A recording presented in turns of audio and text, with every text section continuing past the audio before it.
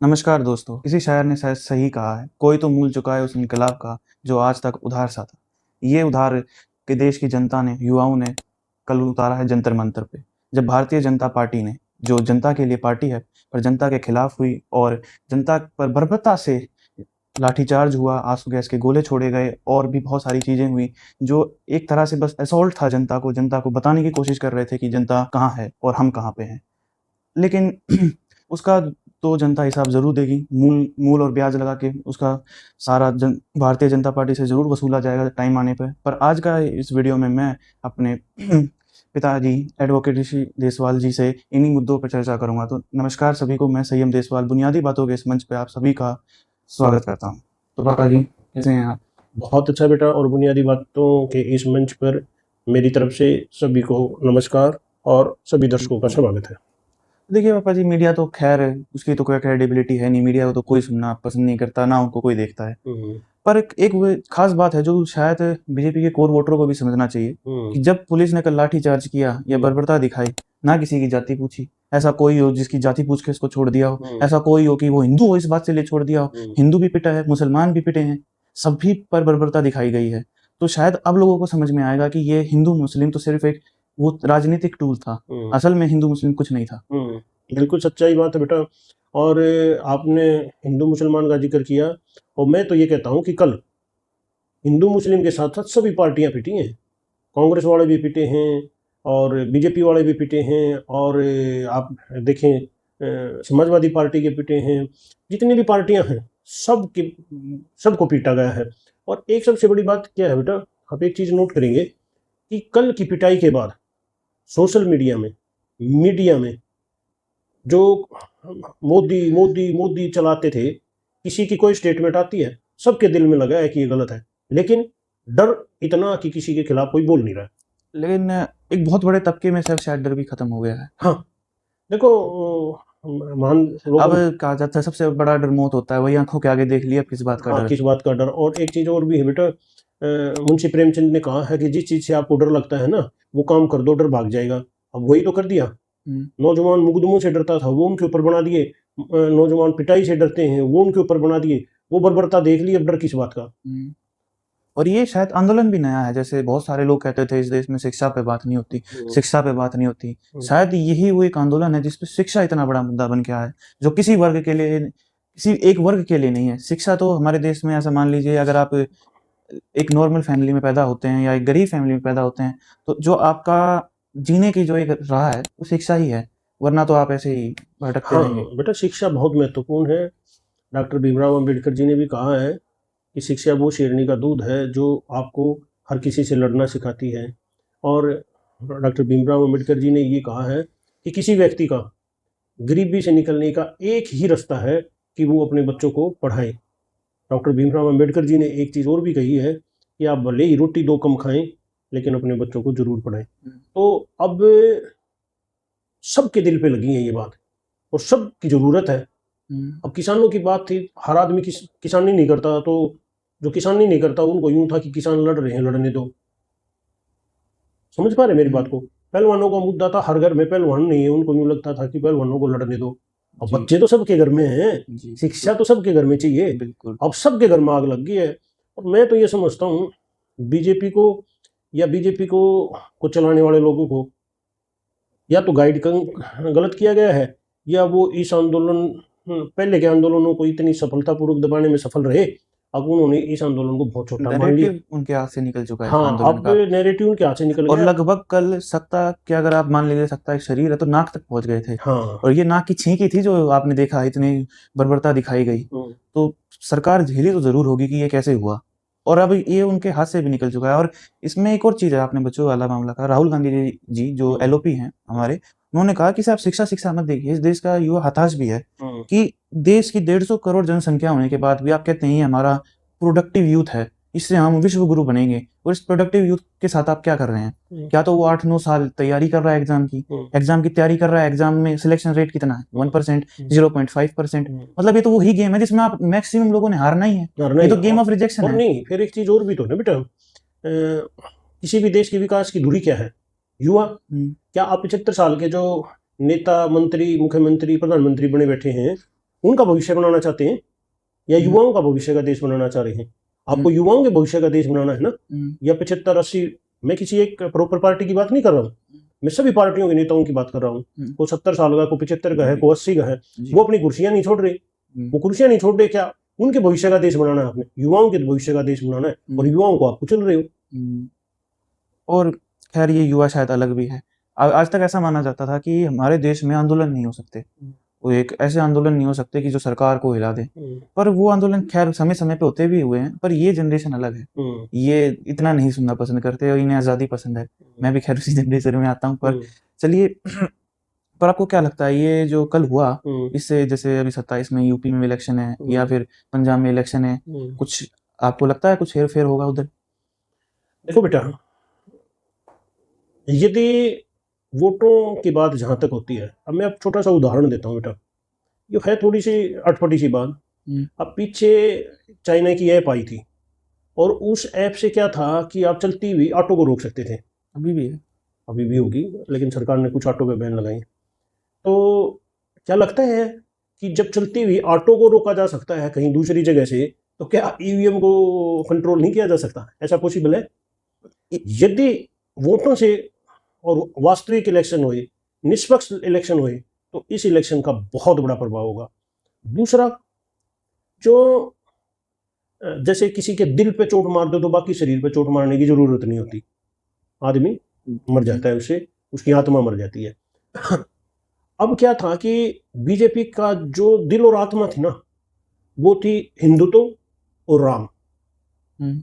और पिछले कुछ दिनों में हिंदुत्व और राम दोनों को कुचला गया है, दोनों की आस्था पर ठेस पहुंची है। तो इसलिए मैं मानता हूं इस आंदोलन से बीजेपी को, मुझे लगता है कि बीजेपी को इससे फायदा होगा। फायदा कैसे होगा? प्रोटेस्ट की जो मेन डिमांड है वो है, हमारे माननीय जो शिक्षा मंत्री हैं श्री धर्मेंद्र प्रधान जी, वो इस्तीफा दें।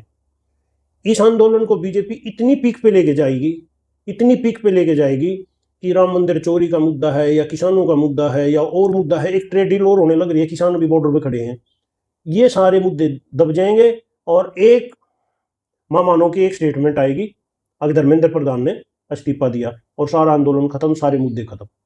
यार फिर इसमें तो लेकिन एक घमंड भी तो है।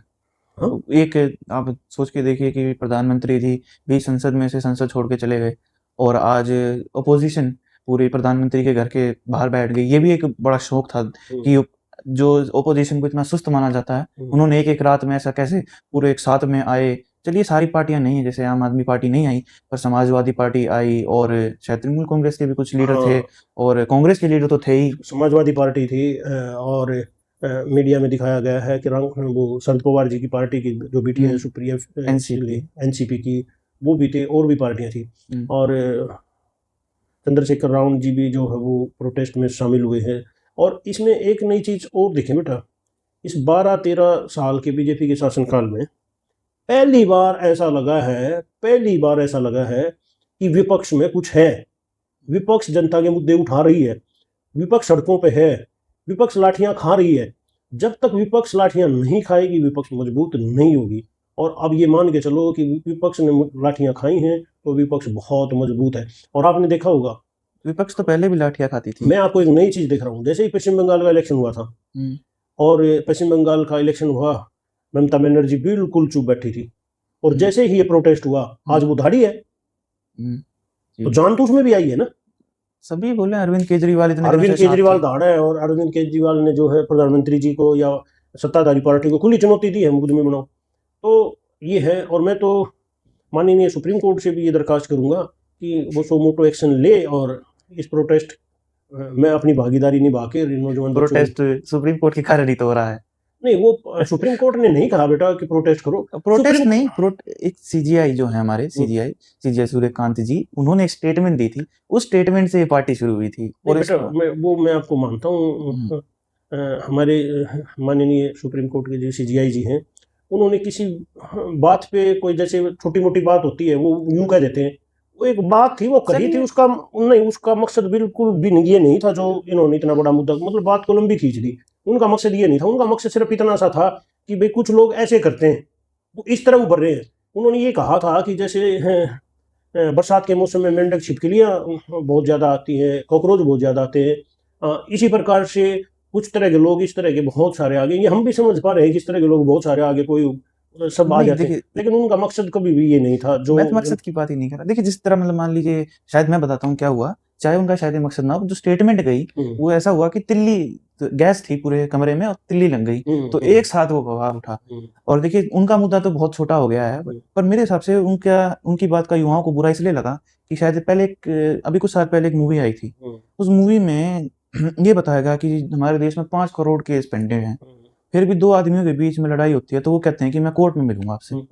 तो आम आदमी का जो आखिरी भरोसा होता है वो कोर्ट होता है, और कोर्ट का जो सबसे ऊपर, जो सबसे न्यायपालिका में सबसे ऊपर बैठा है, वो इस तरह की स्टेटमेंट देगा तो लोगों को शायद वो ज्यादा आहत किया होगा। हाँ, किया होगा, लेकिन उसके बारे में उन्होंने फिर सफाई भी दी कि उनका ये मकसद नहीं था, और वास्तव में उनका मकसद वो था भी नहीं। वो क्या है कि हरियाणवी चलिए कोई नहीं, नहीं काम तो अच्छा ही हुआ। नहीं बेटा, वो क्या है कि वो हरियाणवी परिवेश में पढ़े लिखे हैं, और हरियाणवी में तो बेटा दामाद के साथ भी ऐसे ही बात कर ली जाती है, तो उनका मकसद कभी उनको हाथ करना नहीं था, लेकिन वो लोगों ने दिल पे ले लिया। वो चलिए ये भी कहा जाता है जो होता है अच्छे के लिए होता है। चलिए इसी बहाने देश एक साथ आया, सारे लोग आए, धर्म का नशा जो था लोगों का वो उतरा। देखो दूसरी चीज क्या है कि राहुल गांधी जी उबर तो रहे थे, आज एकदम उन्होंने बहुत लंबी छलांग लगा दी है। आज को जो लेकिन उनकी आलोचना भी हुई है कि कल वो आए नहीं टाइम पे। नहीं, वो उनकी बिल्कुल सही बात है। कांग्रेस का हर, मुझे जहाँ तक लगता है कांग्रेस का हर बड़ा लीडर जो है जंतर मंतर पर गया, छात्रों का आंदोलन को समर्थन दिया। आप एक चीज और नहीं देखेंगे बेटा, छात्रों के नीट लीक का जो मामला है ना, ये सबसे पहले राहुल गांधी जी ने उठाया था। उन्होंने इसको प्रोटेस्ट किया, और उन्होंने देश के कोने कोने में ही प्रोटेस्ट किए हैं। केवल तो इस बात को भी समझो ना कि केवल जंतर मंतर पे जाके ही वो तो यही बात होगी भाई, आप उस मंदिर में जाओगे तो भगवान खुश होगा, और अपने घर पे भगवान का नाम लोगे तो नहीं। नहीं, राहुल गांधी जी की भावनाओं को समझो। उन्होंने जो है हर स्टेट में गए हैं, हर प्लेटफॉर्म पर, हर मीडिया में जो है ये दिया है, और उन्होंने संसद में जो राहुल जी का मुख्य काम क्या है कि वो संसद में आलोचना इस बात पे नहीं है कि वो नहीं गए। चलिए वो अच्छी बात है, वो नहीं गए, उनका अच्छा डिसीजन था, वरना जो सरकार को हमेशा एक नैरेटिव मिल जाता है, वो नैरेटिव मिल जाता है। और इसको लेकिन सवाल ये है कि अगर वो लोग जाते, ओपोजिशन के लीडर्स जाते, तो जिस तरह की बर्बरता हुई उस तरह की नहीं होती, उससे थोड़ी कम होती। नहीं, ऐसी बात नहीं बेटा। समस्या क्या है कि जब कोई व्यक्ति इतने दिन से सत्ता में हो ना, तो वो इतना इंकारी हो जाता है कि वो हर चीज को ताकत से मसलने की कोशिश करता है। अब तो वीडियो भी सार्वजनिक है, कई सारे लोग जो लाठी लेके मार रहे थे वो सिविलियन ड्रेस में थे। हाँ, सिविलियन ड्रेस, पहले सिविलियन में प्रोटेस्ट कर रहे थे, फिर लाठियां लेके पुलिस के साथ मार रहे थे। तो इस पार्टी का तो, आरएसएस का तो यही है ना, पहले दंगा भड़काती है, प्रोटेस्ट को खराब करती है, और उसके बाद जो है फिर वही करती है। यही किसान आंदोलन में किया, या छात्रों के आंदोलन में किया था। और जितने एजिटेशन हुए हैं हरियाणा में, 2016 में एजिटेशन हुआ था, यदि उसकी रिपोर्ट सार्वजनिक की जाए तो सारे के सारे। तो आपको क्या लगता है, अब जैसे हर बार तो सरकार नैरेटिव में खेल जाती थी, आपको क्या लगता है अब ये सरकार के ये जो इवेंट है, ये सरकार से जो हाथ में है उससे बाहर जा चुका है, और धर्मेंद्र प्रधान जी जो हैं, एजुकेशन मिनिस्टर जी जो हैं हमारे, उन्हें रिजाइन करना ही पड़ेगा? मेरा एक मानना है बेटा। और आज तो 2 नई और डिमांड आ गई कांग्रेस की तरफ से, होम मिनिस्टर जी को भी रिजाइन करना है, प्राइम मिनिस्टर जी को भी रिजाइन कराने की डिमांड आ गई। देखो मैं एक बात बताता हूँ बेटा, जब आदमी को छोटी बीमारी होती है ना, और वो उसका इलाज करा ले, तो वो सस्ता भी पड़ता है, और इलाज भी अच्छी तरीके से हो जाता है। जो बीमारी बढ़ती है ना, तो इलाज भी महंगा होता है, और इलाज मुश्किल भी होता है। मुझे अब लगता है बेटा कि अब आप एक नई चीज़ देखेंगे बेटे, इसी विषय पर बाद में आएंगे, पहले मैं एक चीज़ और बताना चाह रहा हूँ जी। सोनम वांगचुक जी जो है हॉस्पिटलाइज हैं, और कल के आंदोलन के बाद किसी मीडिया में, सोशल मीडिया में, या किसी व्यक्ति के या छात्रों के मुंह से सोनम वांगचुक का नाम आ रहा है? मतलब आ तो रहा है, पर वो उस लेवल पे नहीं आ रहा, क्योंकि मुखिया तो इस आंदोलन के वही थे ना। कल मुखिया नहीं था कोई। कल इवेंट इतने लोग आ गए कि जो, जैसे मैं कह रहा हूँ, सीजेपी वालों को भी उम्मीद नहीं थी। देखो बेटा, मेरा भी यही मानना है कि आंदोलन जो है ना, अब जिन लोगों ने आंदोलन शुरू किया था उन लोगों के हाथ से आंदोलन जा चुका है, और मैं तो ये कहता हूँ कि ये सरकार का फेलियर है। अब आप ये देखिए, प्रधानमंत्री का आवास, राष्ट्रपति जी का आवास, सीजीआई साहब का आवास भारत में सबसे वीआईपी आवास माने जाते हैं। वीवीआईपी, हाँ, वीवीआईपी माने जाते हैं। और उस बात बड़ी ये नहीं है कि राहुल गांधी जी वहां पहुंच गए, बात बड़ी ये है कि इस वहां पहुंचने की खबर सरकार और सरकार तंत्र को कैसे नहीं लगी। ये तो बहुत बड़ा फेलियर है। अब तो यही बात हुई ना। अभी यदि ये बात है तो मैं तो कहता हूं कि पहले शिक्षा मंत्री के बजाय होम मिनिस्टर का इस्तीफा ले लेना चाहिए। मतलब वो प्रधानमंत्री तक की सुरक्षा नहीं कर पा रहे। सुरक्षा तो बहुतों की नहीं कर पा रहे, चलिए, पर वो मुद्दे अलग हो जाएंगे। हम्म। सुरक्षा को मणिपुर आज तक चल रहा है, उसकी भी सुरक्षा नहीं कर पाए चलो वो। वो बहुत दूर है बेटा, ये तो है तो बिल्कुल देश में ही। नहीं है देश में, लेकिन वो तो दिल्ली के दिल में है। और प्रधानमंत्री आवास है और इतने बड़े प्रोटेस्ट चल रहे हैं दिल्ली में, तो देखिए वो मान के चल रहे हैं, जैसे प्रधानमंत्री जी ने 2014 में वादा किया था सबको 15-15 लाख मिलेंगे। उसके जैसे बीजेपी इलेक्शन जीती, उसके 6 महीने 1.5 साल बाद अमित शाह जी इंटरव्यू में आए, बोले जुमला था। तो उन्हें आदत है इस बात की और जनता ने मान भी लिया। तो वो उनके दिमाग में अभी भी वही चल रहा है। नहीं वो चल रहा है बेटा, लेकिन ये बहुत बड़ा है। देखो कौन आदमी अच्छा है कौन आदमी बुरा है, मैं इस विषय पर नहीं जाऊंगा। मैं इस विषय पर जाऊंगा कि वो देश के प्रधानमंत्री हैं, वो कांग्रेस के लोगों के भी प्रधानमंत्री, वो बीएसपी के लोगों के भी प्रधानमंत्री, वो 150 करोड़ लोगों के प्रधानमंत्री है। और उनकी सुरक्षा इस देश की सबसे बड़ा दायित्व है। और यदि उनके आवास के सामने इतना बड़ा प्रदर्शन हो जाता है, इतने लोग चले जाते हैं, तो मैं मानता हूँ कि सरकार का फेलियर है। या फिर सरकार भी अब समझ चुकी है कि मामला उनके हाथ से जा चुका है। नहीं बेटा, ये समझने से काम थोड़ी चलेगा कि मामला उनके हाथ से चला गया है। कोई बात नहीं, एक बात है, दूसरी बात है। और दूसरी बात क्या है कि कभी कठोरता से काम चलता है, कभी नम्रता से काम चलता है। अब कठोरता उन्होंने बरत के देख ली, नहीं बात बन रही है तो नरम होके देखें क्या बात है। कठोर तो मैं देखो, मैं मानता हूँ धर्मेंद्र प्रधान जी काबिल लोग होंगे। प्रधानमंत्री जी यदि उनका इस्तीफा नहीं ले रहे या बर्खास्त नहीं कर रहे, काबिल लोग होंगे वो, उन्होंने उसको देखा है। करना क्या है, ऐसे काबिल आदमी का उपयोग दूसरे मंत्रालय में कर लो, उनका मंत्रालय दूसरे को दे दो। क्या आज से पहले ऐसा नहीं हुआ है? उनका मंत्रालय उनको दे दो, उनको दे दो, नहीं, बात खत्म एक्चुअली हुई। क्या है ना, सरकार ये नहीं दिखाना चाहती कि हम जनता के आगे झुक गए। मंत्रालय तो उनका पहले भी बदला जाना था, जितनी उम्मीद थी कि सबका मंत्रालय बदला जाएगा। बेटा जैसा मोदी सरकार का ट्रैक रिकॉर्ड रहा है, एक रोड एंड ट्रांसपोर्ट मिनिस्टर जी हैं हमारे, उनको छोड़ के लगभग सबके मंत्रालय रिसफल हो चुके हैं कई बार। जैसे फाइनेंस मिनिस्टर जी पहले डिफेंस मिनिस्टर थी, अलग अलग इस तरह मंत्रालय चेंज होते रहे हैं सबके। एक धर्मेंद्र प्रधान जी हैं जो 2021 में बने थे एजुकेशन मिनिस्टर, 2021 से लेके आज तक हैं। और एक नितिन गडकरी जी हैं जो 2014 से लेके आज तक तीसरा टर्म है उनका भी रोड एंड ट्रांसपोर्ट मिनिस्टर का। इन दोनों को छोड़ के लगभग मोदी सरकार रिसफल करती रहती है।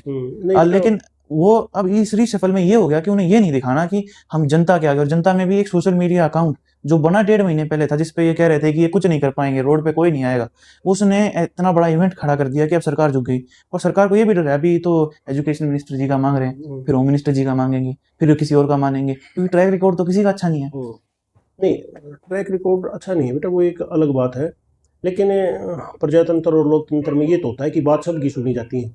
आप उसकी बात से सहमत हो ना हो वो एक अलग बात है, लेकिन सरकार को संवेदनशील होना चाहिए। सरकार को ये दिखाना जरूरी है कि हम तो बात कर रहे हैं।